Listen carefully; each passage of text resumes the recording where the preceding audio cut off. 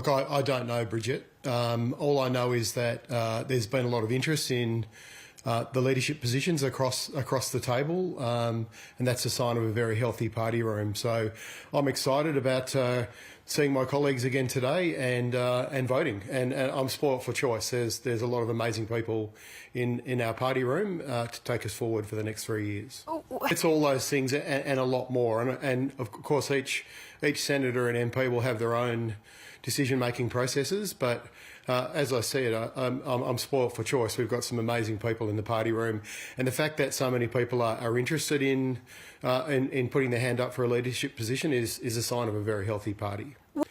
Well, look, we'll have a very close look at this, as you'd expect, and that process is underway now. As a senator, all I can say, Bridget, is it changes every day, but we had a very strong Senate vote, if not a record Senate vote around the country. People wanted to see the Greens in the Senate. Here in Tasmania, we had the best Senate result in 15 years. So I'm very confident that the Australian people want the Greens in the Senate. Ironically enough, we're probably in a stronger position than we were in the last parliament in terms of being in the sole balance of power with the government. And that's a unique opportunity for the country. The government claims that they've had this big, massive electoral swing to them at this last federal election. Well, they can work with the Greens to actually get on with some reform. Set very ambitious climate targets, bring in nature laws that protect nature, work to make the world a fairer and kinder place. The Greens are very happy to work with them in the Senate to actually get some real reform this parliament. What about the lower house? Was the message that Australians don't necessarily see the Greens as being necessary in the lower house? Well, look, I wouldn't say that. Clearly, the government had swings to them across many seats and have a big electoral majority in the lower house. We ran very good races. Our primary vote held up really well. There'll be lessons we'll learn from these campaigns, but certainly the collapse in the Liberal vote, the way the preferential voting system works, meant that once the Liberals fell to third place in these three-horse races that we often see in these lower house seats, and their preference flow very heavily preferenced the Labor Party, it was always going to be really difficult for us to win those seats. So we'll have a close look at this and what we need to do differently next time. But I'll tell you what, there's still a lot of fire in the belly, not just in our Senate, in our party room, but in our lower house, right around the country. The party's ready to go again. Well, I think it'd be fair to say, Bridget, there wouldn't have even been a conversation in our parliament if it hadn't been for the Greens in the last term of parliament continually raising this issue day in and day out, both in the Senate chamber and in the House. Of course, we'd like to see the government take a stronger public stance on calling out the genocide in Gaza.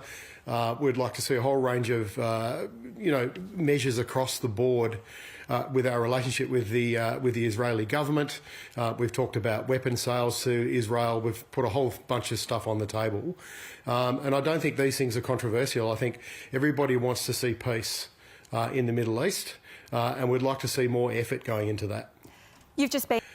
Well, there's obviously a number of bird species on Lord Howe Island, but the sable shearwater is kind of like an iconic species. It's an Australian shearwater, and these little birds fly all the way to Japan and back, and they forage in the ocean, and they're a sentinel species for ocean health, and they've got a really important story to tell. And the story is very, very profound and very distressing. And that is that, these birds, when they come back to feed their chicks or in rookeries, are essentially being fed a diet of plastic. And every year, more and more plastic is found in these birds. So I was very fortunate enough to work a couple of days with scientists from a drift lab on Lord Howe Island and saw the work that they did in documenting how we are slowly poisoning wildlife on this planet. And this is a global story that we need to listen to and we need to act. And I was very fortunate to get the opportunity to go and document that. And of course, as a politician, Bridget, I wish every decision maker in every parliament around the world could see what I saw, experience what I experienced, which was, as I said, was profoundly distressing and very emotional when you're actually confronted with looking at these birds in the eye and seeing their last moments before they get cut open so we can actually look at how much plastic they've got in their stomachs. Oh, it sounds And awful. it was gut-wrenching, literally to witness this. And every year it gets worse.